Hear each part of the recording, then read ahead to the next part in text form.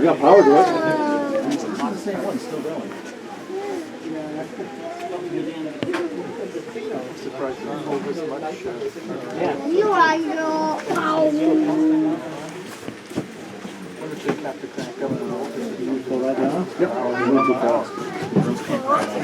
Well, they're going quite a bit softer. Oh, it was going pretty fast. As long as you were. Really We got lights on there, right? train here. You have to crank up the power to get. No, technically DC system works at full power all the time. Control regulates how much power goes to your motor.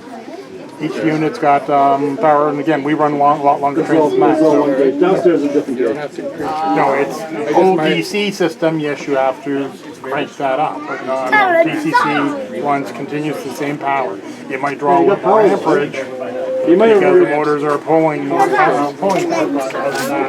So do you still run on 15 amp or you got to I'm not an expert enough to be able to give you an answer. I think it is. well, neither am I. I'm not positive. A lot of grief.